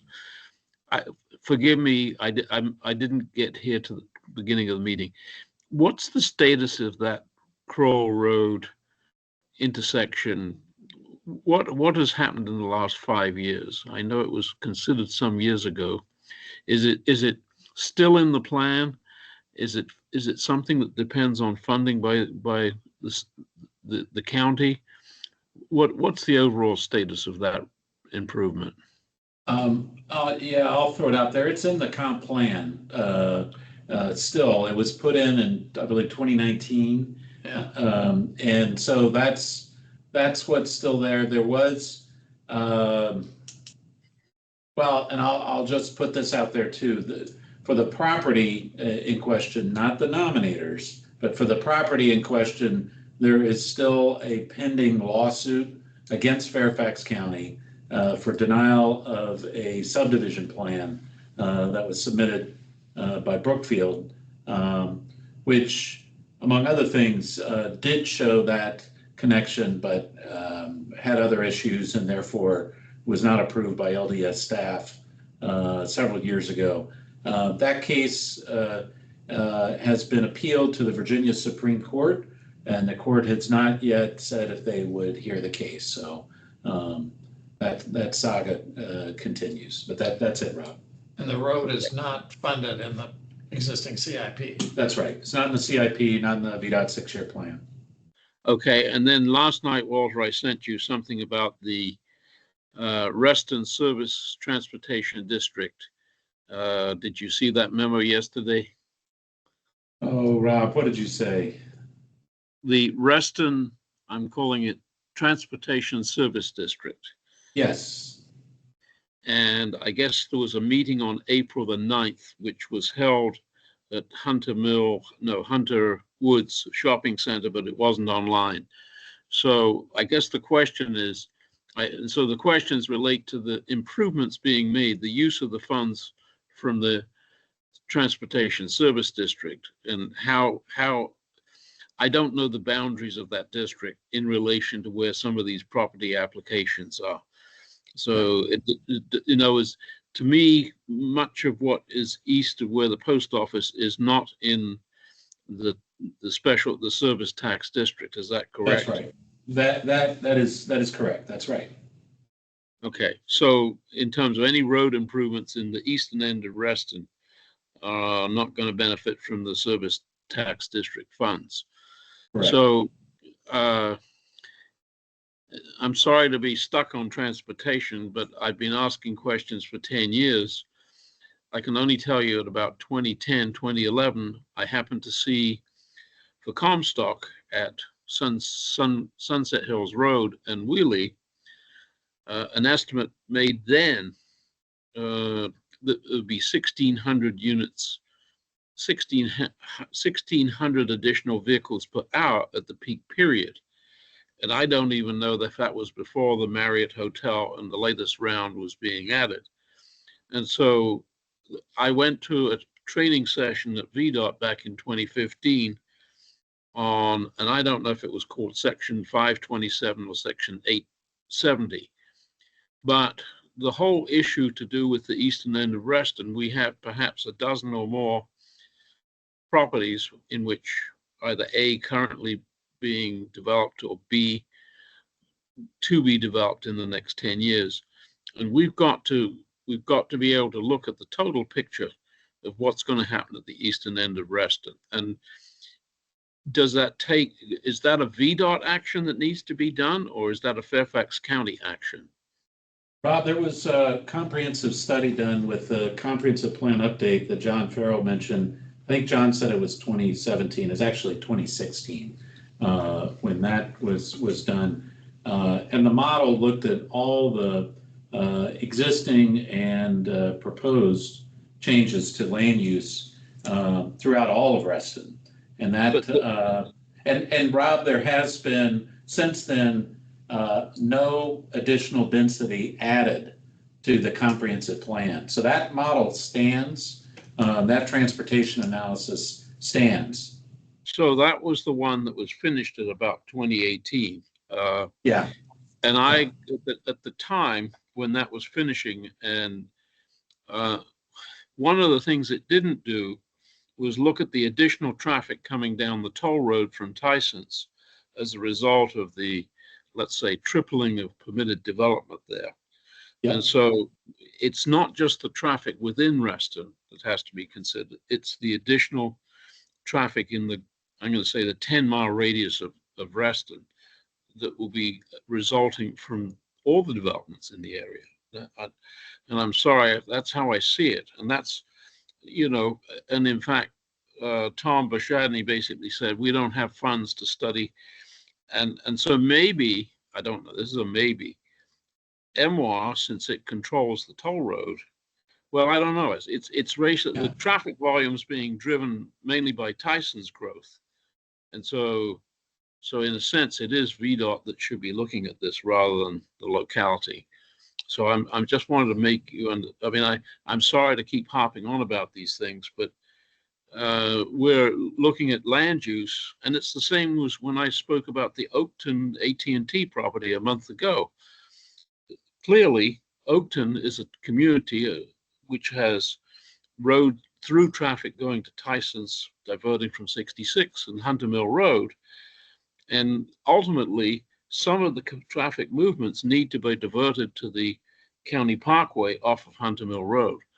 And so that's only going to happen when you widen the Fairfax County Parkway between Route 50 and the Dulles Toll Road. And so, sorry for a lengthy commentary, but that's okay, Rob. I appreciate your comments and concerns about this. Thank you, Rob. Mark, let's move on. I think let's see if we can move through the rest of these comments and questions here in the next few minutes. Great. We have Hunter. You're up if you can unmute yourself. And then after Hunter, we have Michael Dyer. Hello, Hunter.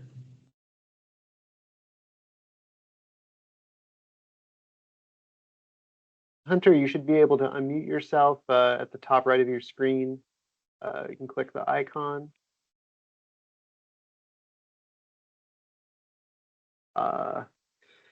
Okay, Hunter is unable to unmute. So I guess, Hunter, you could try logging back in, or you could just type out your question in the chat and I'll read it.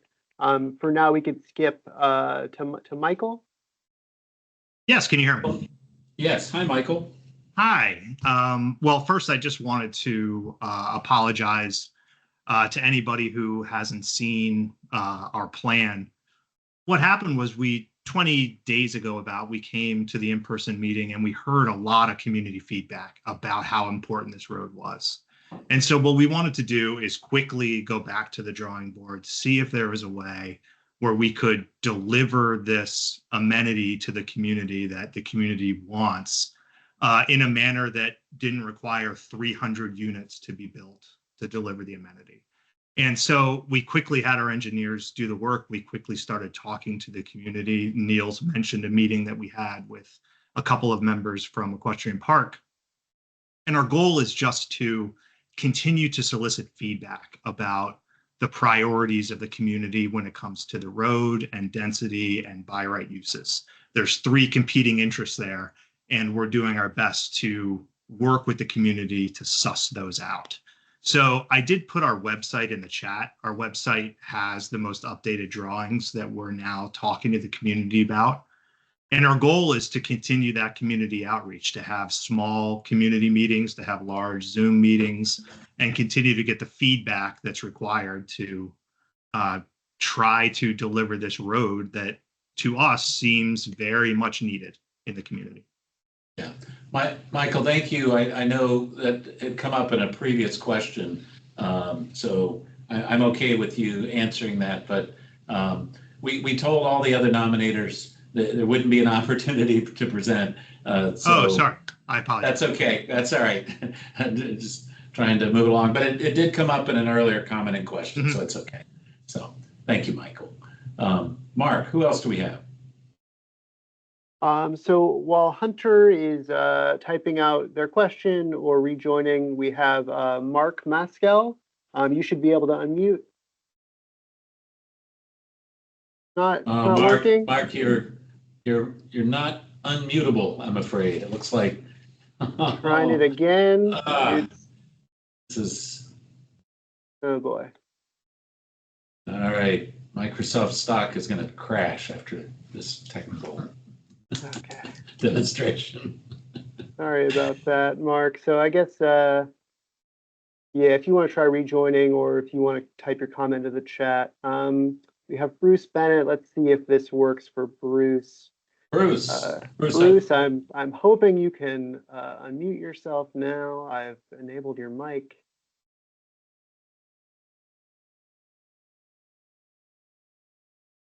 Man, we can't even hear Bruce. See if I can just enable everybody's mic. Sorry about this, everyone.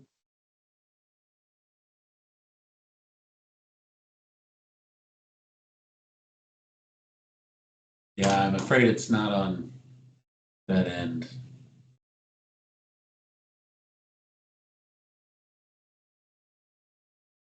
Bruce, see if it works now. I've just blanket enabled everybody's microphone, so maybe that'll work.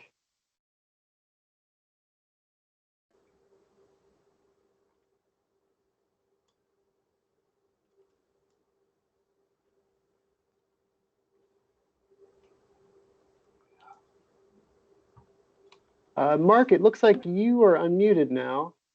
Magic works, right? Okay. So And apparently it Bruce must will be, come back. Cool. So I guess my question is actually looking at the G&G proposal. I'm in the equestrian park community, and one of the things that I worry about too is, we had mentioned the locked-in approvals. I'm looking at the website. That's something that's been talked about. I just don't understand how, for example, a designation of PDH2, what that would mean, and how that would actually effectively guarantee that whatever is being proposed is the thing that would be built should it end up moving forward. One of the concerns the community has is that, we give an inch and then they sell it off, and some developer buys it, and then starts the whole process over again.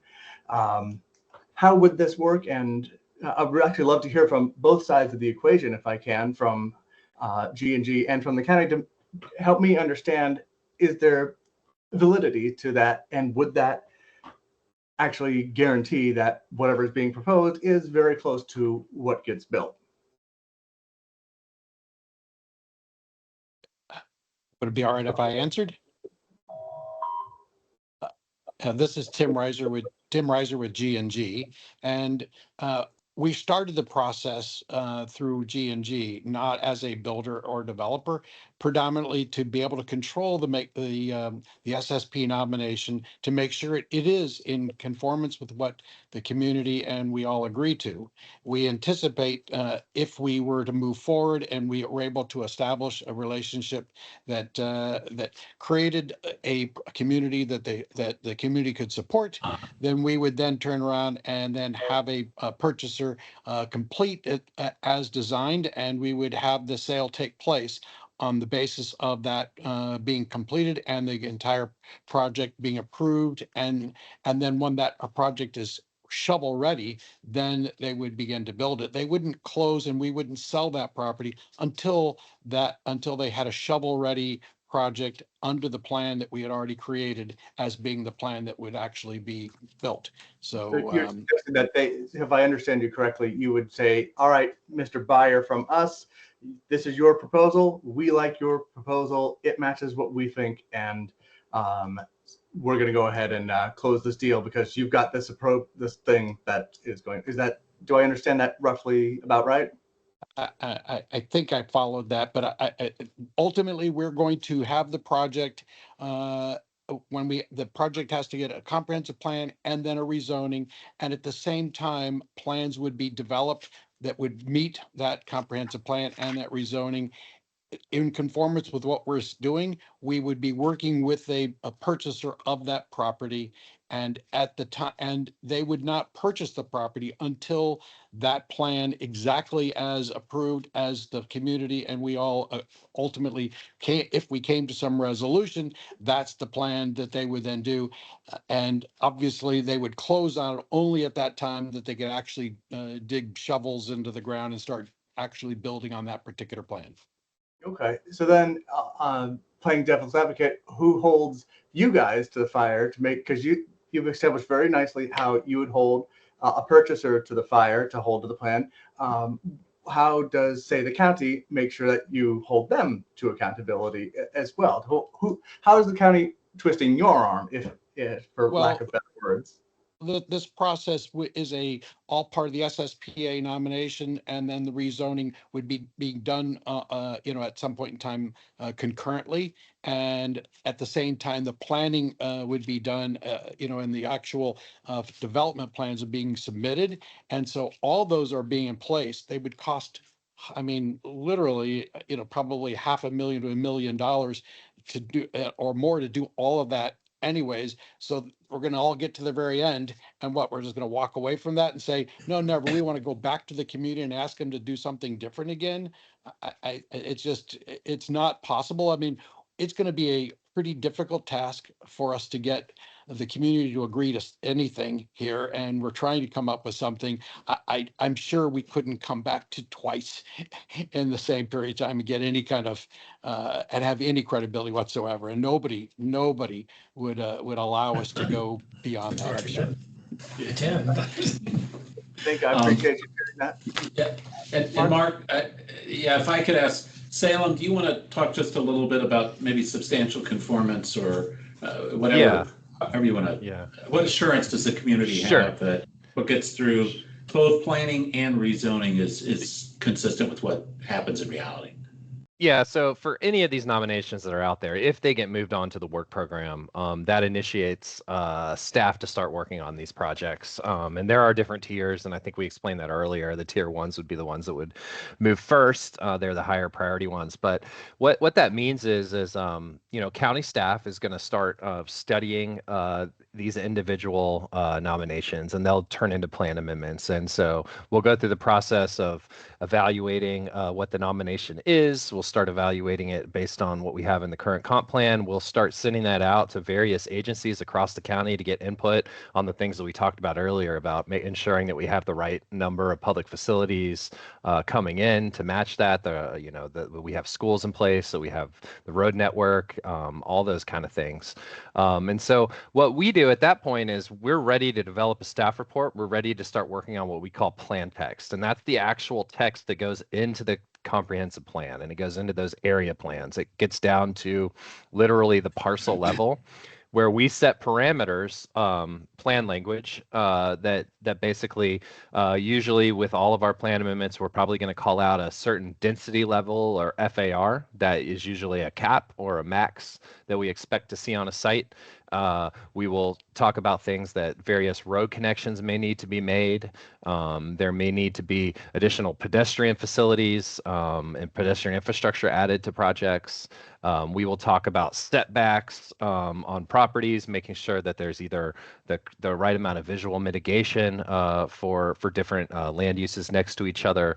We're making sure that projects are compatible with each other, so that if a project's coming in for infill, that is compatible with the surrounding community, that there's connections that need to be made. So what we do is we're setting parameters out for each one of these, literally in plan text. And so that's what goes into a staff report that goes to the Planning Commission. And throughout this whole process, we're getting community feedback too. We're having community meetings.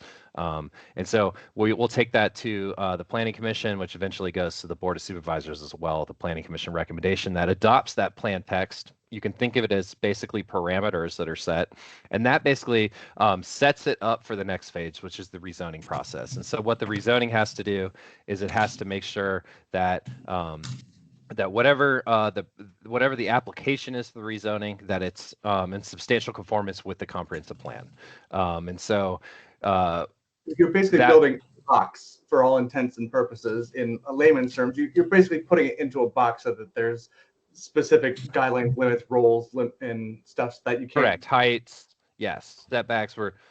That's exactly right. We're setting parameters so that when it gets to the rezoning, there is some negotiation made, and a lot of times developers will offer proffers to offset those parameters or those restrictions that are within the comprehensive plan, particularly for public facilities. But also maybe they have to build certain road connections.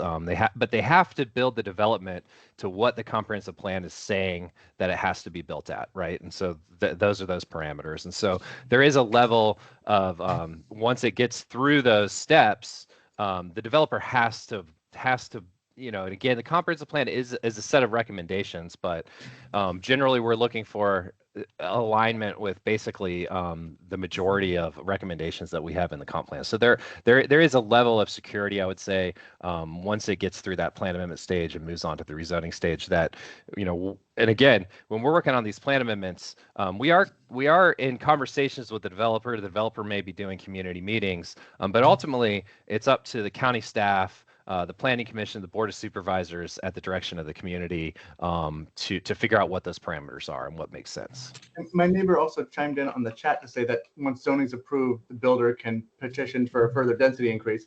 Not my area of expertise. Can you help me understand what he might be on about? There are certain things that allow like bonus densities. There's things like if you were to add more affordable housing units, you can get bonus densities. So there's things like that where you can get certain levels of bonus densities. That might be what they're referring to. But for the most part, whatever's in the comp plan in terms of the FAR or the intensity that we have, that's a max. That's a limit of what we would allow for that particular parcel or area to be built at. Okay. And actually, a follow-up for Tim, if you don't mind. This is a lot of work for you guys. Would it make more sense just to sell it to a developer now and make those jerks deal with it? You know, I mean, it puts you guys in a straightforward ton of risk question. too, because you're going to go through this whole process. Then what if you can't find someone who's willing to bite at what we've come together? You know. Well, I have to tell you, in all honesty, you know, for 30 some odd years, I've worked with communities and worked to find common ground and to find a way to make things happen. I'm an optimist. I believe that when the community and you know, has their goals and interests in mind, and I think we can get ourselves in alignment with those within a certain degree. There's certain things we can't do. I mean, we can't build Hunter Mill Road and then do a by right development project. There's no requirement. No, that's not happening. But again, we think that the community has every right to be concerned in general and to understand that this impacts them. And we're trying to find a way to resolve something that's been there for 30 years.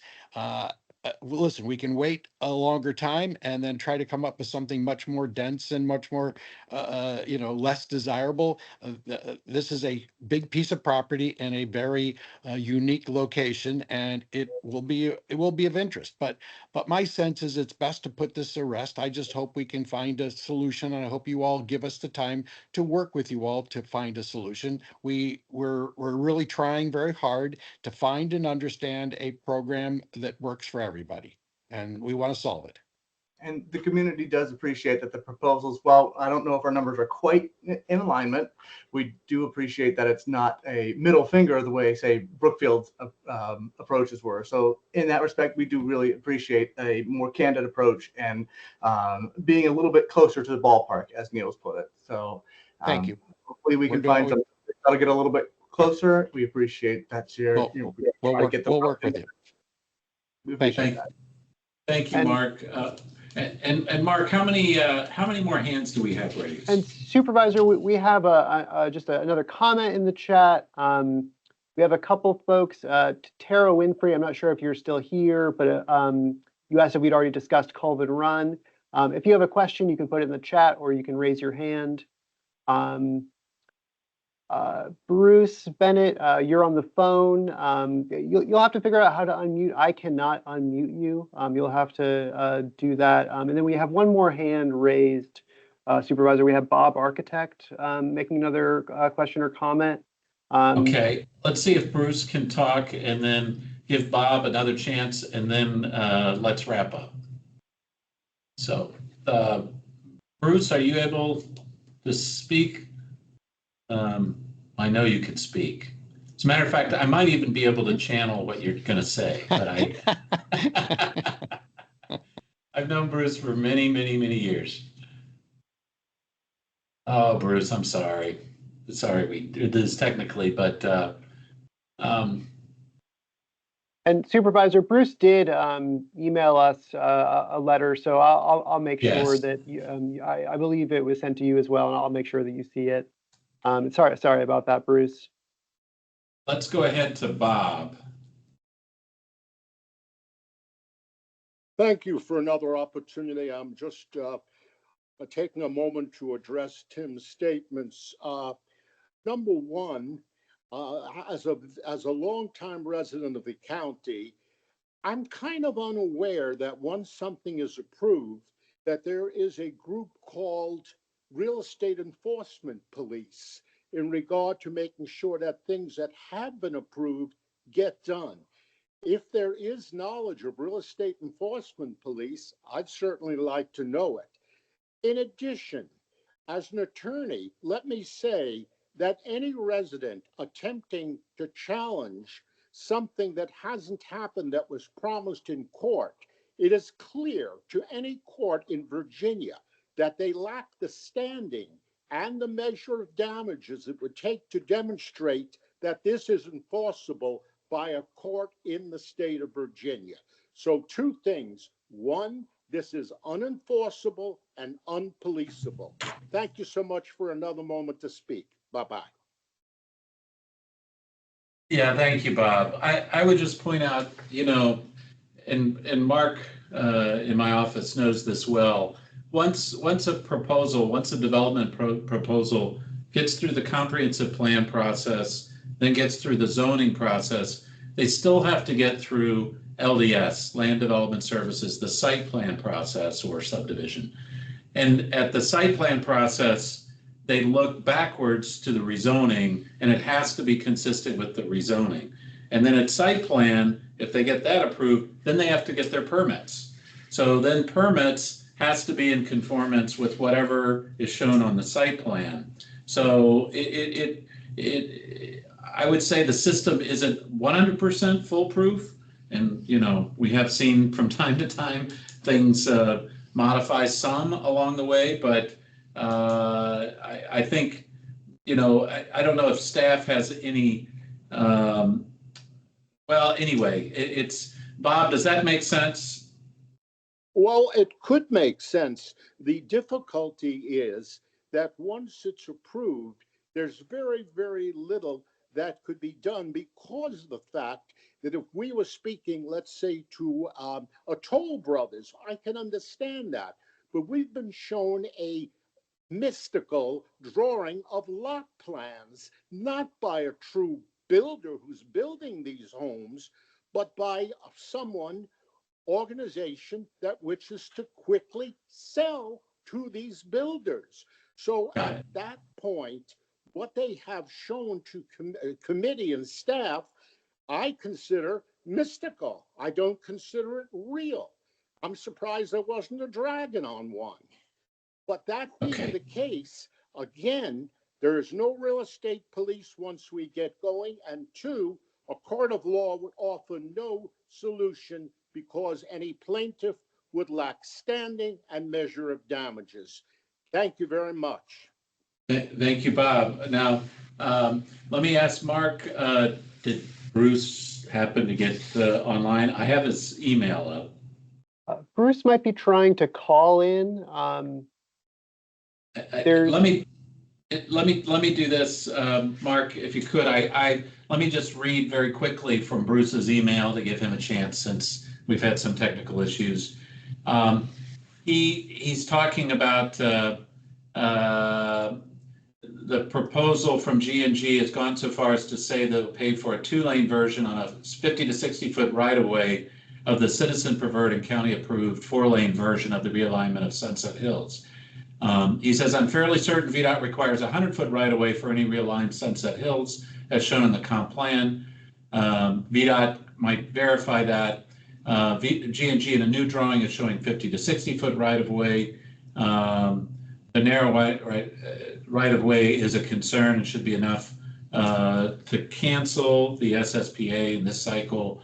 G&G has continued to assert they will build exactly what they submitted. There's no way for any guarantee to be created that would ultimately be enforceable. And G&G with the PH2 zoning request, which includes commercial and a more intense development structure. So I recommend that it be removed from this year's cycle. So anyway, that was Bruce's comment, I believe. Mark, was there anyone else that? Supervisor, we have one last comment from someone who tried to speak but wasn't able to. From Hunter Grolman. Yes. They say, I wanted to add an additional voice in favor of continuing study on all of these proposals to figure out ways to increase density and affordable housing in the community.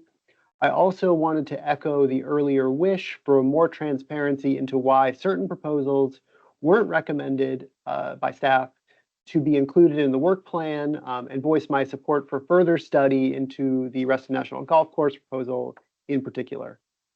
All righty. Okay. We're gonna give Hunter the last word, but I want to thank everybody for coming out this evening. And we got a little bit into the weeds. I have to say, I think we started this as kind of a planning 101 discussion, but it very quickly jumped into a graduate level course. So thank you for all the really good questions and feedback. I'll just say the record obviously remains open. for Planning Commissioner Carter and for me. We are getting your comments, we are reading them, and we are also looking forward to, or maybe John's looking forward to, the Planning Commission workshop on the 15th. Please do go to the Planning Commission website for more details on that process. And then it comes to the Board of Supervisors on the 6th. John, do you want to make any closing thoughts? Well, the main thing is we're definitely listening. So yes, I'm not sure I can say much beyond that at this point, but we'll just see. Okay. Well, listen, thank you all very much. I appreciate everybody making this town hall a success. And I wish everybody a very nice evening. Thanks, everyone. And thank you, Mark. Thank you. And Gwen. Thank you. Thank you. Appreciate it. Thank you.